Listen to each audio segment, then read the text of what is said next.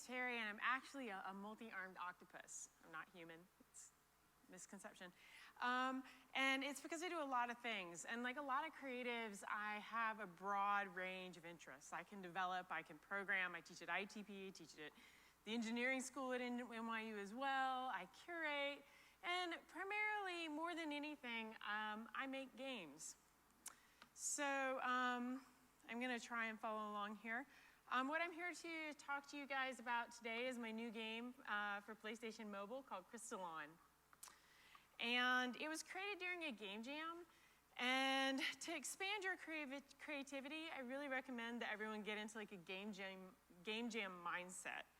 And let's see here, I got to do this simultaneously. So game jams are short competitions where people come together and they innovate these game prototypes in usually a weekend. PlayStation was generous enough. We did it with PlayStation. They gave us a week for this game, which is unusual. But the thing with game jams are they're these really tight collaborative environments that require really tight communication and really small teams. And they force you outside your comfort zone because you're 2 or 3 people. So like, hey, no one here's ever made sound. Guess what? And it's a rapid success or failure. So you get to find out really quickly if your idea is any good. And usually you have to like wildly experiment with new things you've never even tried before. And you get really immediate feedback. And at the end of a game jam, there's almost always a presentation. And if that presentation goes well, you might have investors or have sparked like interest to find, found a new company. So game jams kind of create octopus people who are jack of all trades and able to do tons of things. And game jam teams, they're forged in maybe these small groups, but because we're gamers, we love to win. So we're there to compete, and we'll kind of do anything that our game requires to win. And figure out how to make music with your mouth and record that through some sort of music-making software to be able to make sound effects for your game. We got that. Learn the entire PlayStation SDK in a new language in a week. We got that. So in February the 15th of 2013, PlayStation held this private invite-only game jam in New York City where the public could watch game designers create games. And it was kind of like football, only for indie gamers. And they worked with the premier festival called, whoops, I don't think that switched. And they worked with the premier indie games festival, Indiecade. And they were really after spotting new and emerging talent in New York. And they invited 12 people to form teams and compete for a shot to have like massive exposure on the PlayStation Mobile Network. I was one of the lucky 12. So if you guys want to go ahead and play the video for that, it'd be awesome. And they made this during the oh no, wrong video. Wrong video. Hold on, he'll get there. Yep, this is it. This is the video PlayStation made for the game jam.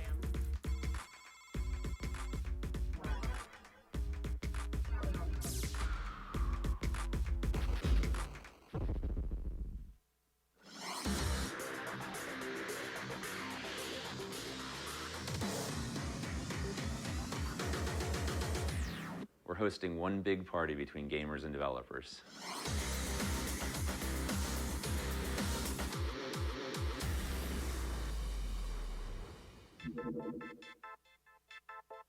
We are here in Astoria, Queens at a game jam, our first game jam that Sony PlayStation has been involved with, and this one's particular for PlayStation Mobile.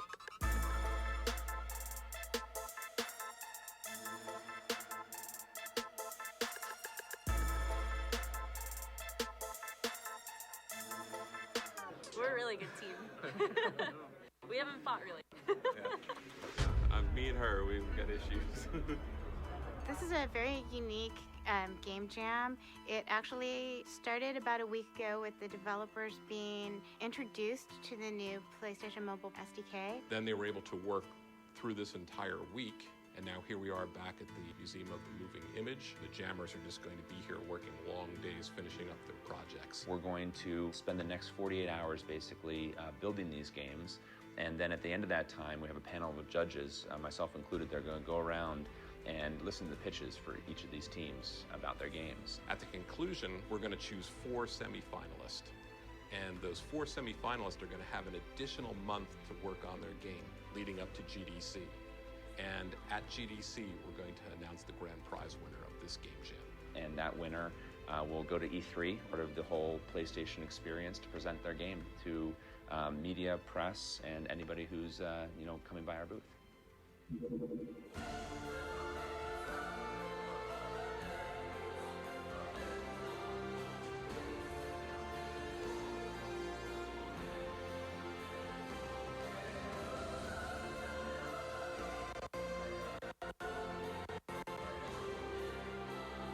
We've been working with PlayStation. We started 3 years ago. They brought us in early with PlayStation Mobile, and we're really excited to have this opportunity for the independent development community.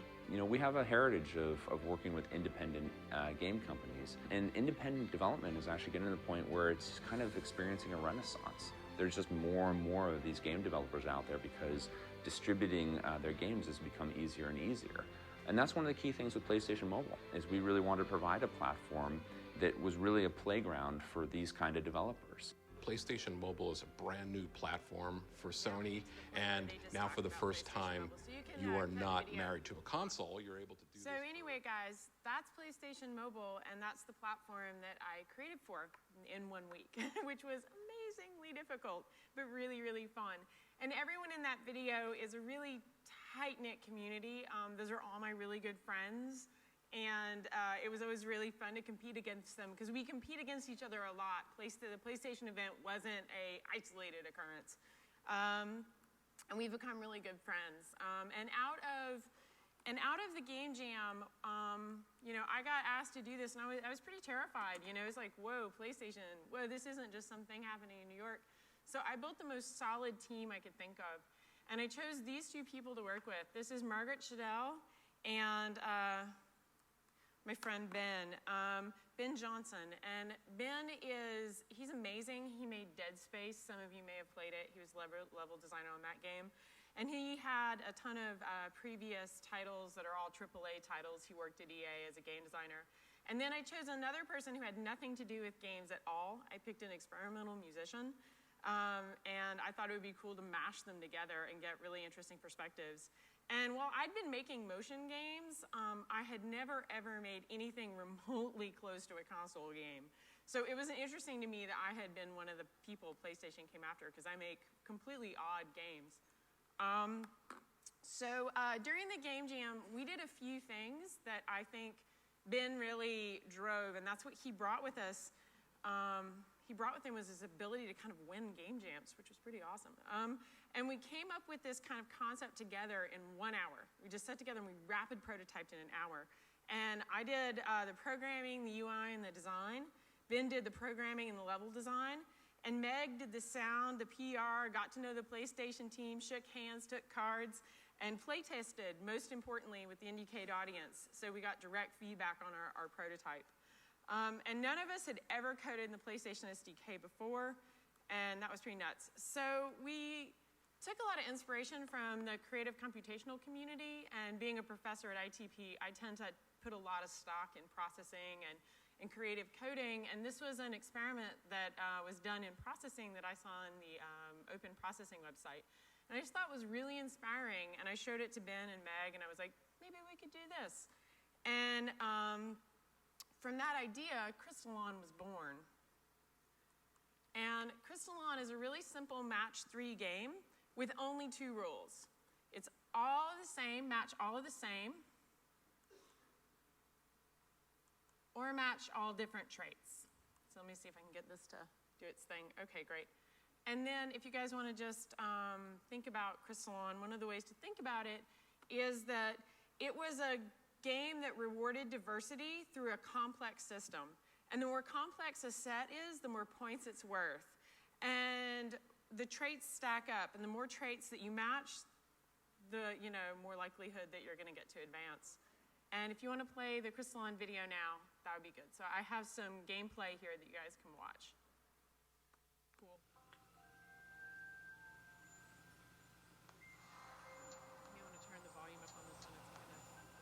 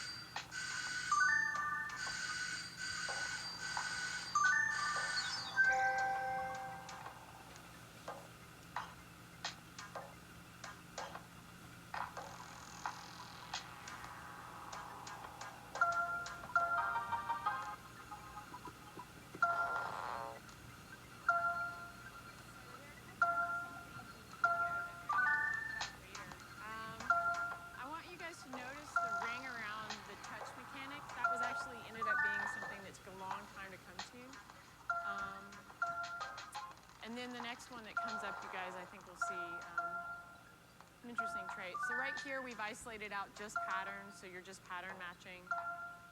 And then next up here, you'll see that we link the traits together, so there's pattern and color simultaneously.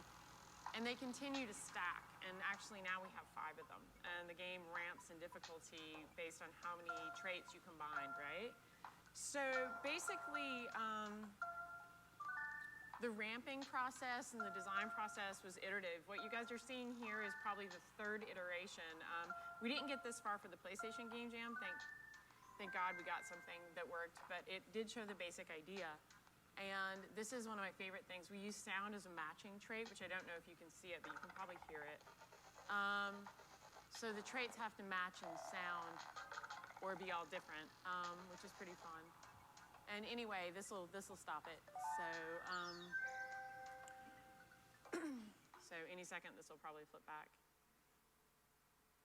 Give it a sec. You guys can flip it back to the presentation now if you want. Sweet, yeah, that's the end of the video anyway. So basically, let me see if I can get that to flip. Okay, so basically, having come from interactive and having spent 16 years doing like installation and interactive experiences, I was in for a bit of a shock working on a long-form, leveled, ramped game. And the reason I pulled in Ben is I had this like great hope that he could slap some decent level design on my whack-a-mole creative ideas. And what he really brought with him was the game design process, which is incredibly different than the interactive creative process. And gaming is just not advertising. It's actually much harder. And if you make a title, it'll be a sustained effort over at least a year. And you're crafting this really complex, long-form emergent system. And interactive design is about concepts, but game design is about rules. And you take an idea and you frame the game design process with these simple rules, and then you play them out to their logical conclusion with game mechanics. And Ben made me stick to something that I had never had to do in my life, and whose deviation from the rules was just not allowed. Once we've set the rules, you can't change them. But from there, sky's the limit. And we slowly phased in the complexity as our players learn the rule system. So basically, you adapt and you build this like very adaptive system. And that's very different than anything I'd ever done before. And so you'll see here that we have solids, and then we add, let me see if I can get that to work, solid and dots, and then solid dots and pattern, and eventually we add sound. And as you get there, you'll see there's this evolution happening, and we increase the complexity as you advance. Let's see. So then we let people play it. At this point, we just stopped working, and we were like, is this any fun at all? We have no idea. At some point, you just lose perspective. And we showed our prototype to PlayStation and our peers, and if it was no fun, we would have known immediately. We got lucky, it was fun. It worked. And PlayStation chose 4 teams, and we were one of the 4. So this is kind of what the early version of Crystalline looked like. You'll see it's a lot more chaotic. Pieces bouncing everywhere. Basically, I coded Pong, and we showed up with Pong, and I skinned it. Read the motion. And we had 3 weeks after the announcement to actually go from game prototype to the Game Developers Conference. And the Game Developers Conference is like the Oscars of gaming. It is ridiculously well attended and really terrifying. And all of a sudden, I went from making motion games to finding myself in the PlayStation booth at the GDC. And how did we manage to do that? Well, we killed our ego completely. And this was something that I had never quite experienced on this level before. And what we found was there were unresolvable design conflicts. Towards the end of the game jam, we hit a snag in our design process, and I wanted to force the player to have to match pieces using orientation. And Ben wanted to let them freely rotate the pieces. This launched the first out fight, and I think actually the only fight Ben and I've ever had. And basically for the game jam, they ended up being freely rotatable because Ben built that part of the code. But after the game jam, we stopped, and we solved it. And as a creative director, I was utterly taken aback by what Ben suggested we do at the Game Jam. At the end of the Game Jam, he said, hey, how should we know what's right or wrong? Let's build it and test them and let our players tell us. And this is something that I have never done in interactive, which I thought was really impressive. I was like, whoa, this is opening up a relationship with my player in a way that I've never even vaguely considered before. And we play test, and we let the players shape the game through quantifiable data. So as it turns out, we were both right. What you need in the game is both of them, because it actually turns out the orientation ramps the difficulty, which was a really cool something to learn. Actually, when you fix the orientation, the game gets harder. So now we're in the process of building both those in to add to the player ramp. So basically, what I would suggest if you're working on a game is to redesign, refine, and iterate, but never stray. As we worked, I kept continuing being like, what if we do this? What if we do this? And Ben was like, no, we have 2 rules. I don't care how much you want to change them. We're sticking to them. And it was really nice to constrain my process in a really cool way. And I think that it helped. And this is where we got to by the end of the 3 weeks. And we had this crazy idea to let people match cubes together. So maybe if you get 3 cubes, you can match the sides, and then you can build shapes and, you know, all kinds of crazy ideas. So even though we had these simple rules, as long as they matched, we could add on all kinds of new functionality, right? So the GDC went well. We lost the Game Jam by 1, but PlayStation loved our game so much, they actually took us and my friend Jane's game, Hermit Crabs in Space, to E3, which was really exciting. And in fact, something really crazy happened is I got to know Jane. And Jane was on the winning team, and I sort of ended up signing up to do the art for their game anyway. And I got to meet this other girl, Nina Freeman, and at the GDC we're kind of like, whoa, there's so few women developers here. And that ended up forming my new project. So I'll tell you about it in a second, but this is Crystalline at E3, which was really exciting. And this PlayStation mobile booth. I'd never been in something quite so fancy in all my days.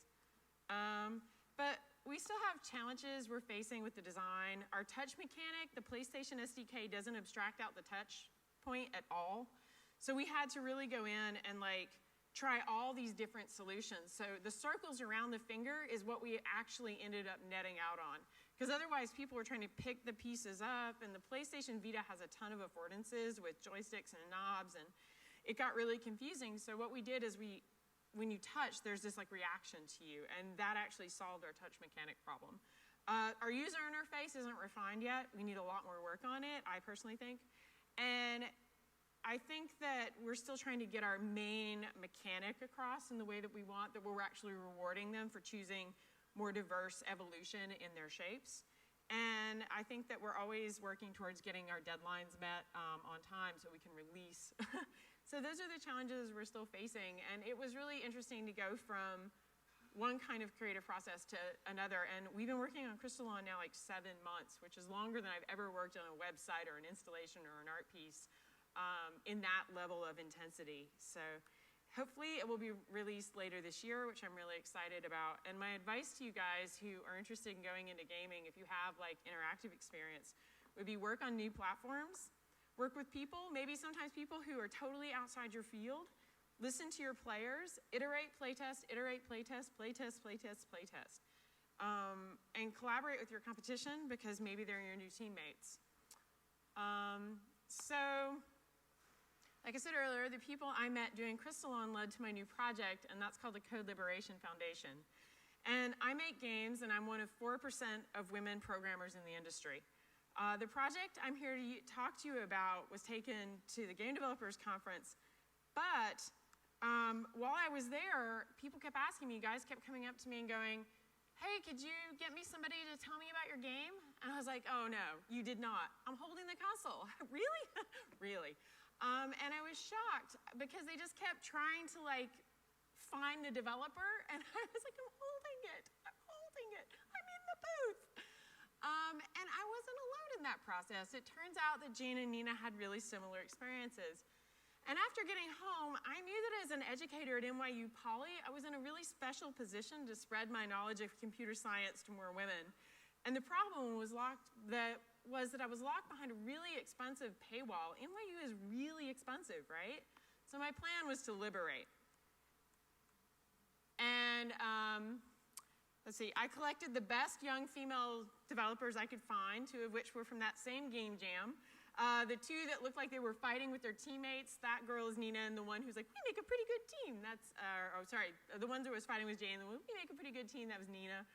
And I told them about my secret plan to teach computer science to women for free, and not computer science light, not like, hey, here's Twine or some simple game tool, but honest to God, C++. And I asked them to join my cause, and I felt like the time had come to woman up. And that was our project. This is the Code Liberation Foundation, and we've been tremendously successful. I would say to date, we've probably taught, I'd say around 120 women C++, and we've been around about 6 months.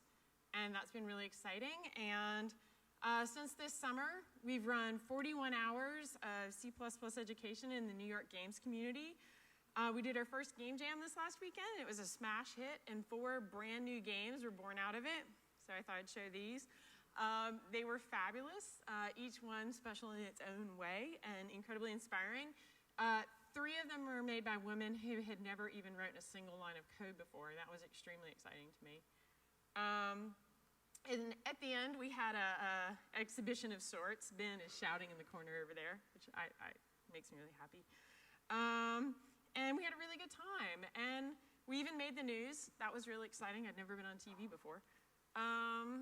And if you're interested and you want to learn how to make games and you're a woman out here listening to me go on, you can sign up at codeliberation.org, and that's our Twitter handle, and that's my website, phoenixperry.com, and my Twitter, phoenixperry.com. Thank you for listening. And I think I might have some time left, do I?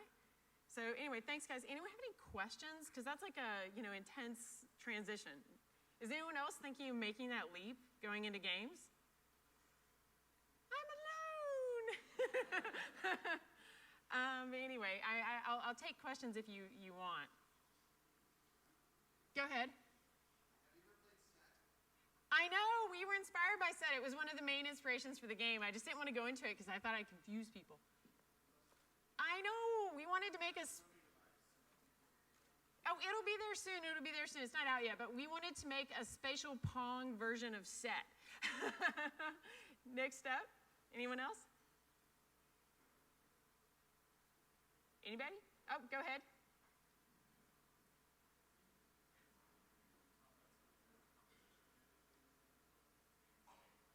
I really can't hear a word you're saying.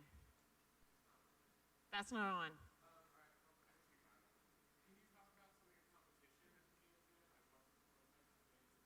Oh yeah, I'd love to. So first of all, I'll talk about Jane's game because it was awesome and they officially won. And Jane is wonderful. They made a space shooter, and I learned my lesson. If you want to win a game jam, don't make a puzzle game, make a shooter. But they made this really cool, like, strange shooter where you could pick up pieces of your ship. If anybody here has ever watched Serenity, it's basically you're the Reavers. You're going and you're beating up other ships and you're taking their parts and you're flying through space. It's pretty fun. It's called Hermit Crabs in Space.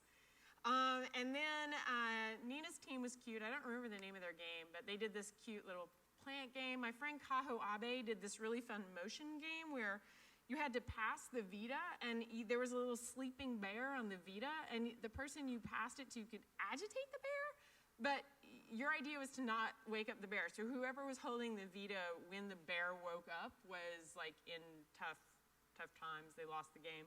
It was kind of hot potato for the Vita, which was fun. My friends Ilya and Steven made this game that was like snakes. It was called Snakes, I think. Their team was called Team Snakes, I think. And it was this really beautiful platformer that you shaved off pieces of yourself as you went through the maze. We had a really good time overall, I think.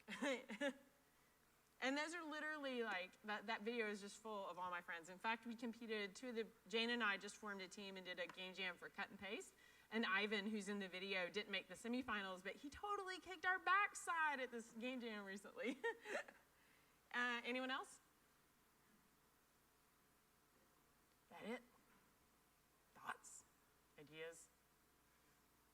Okay, I'm gonna call it then. Thanks, guys.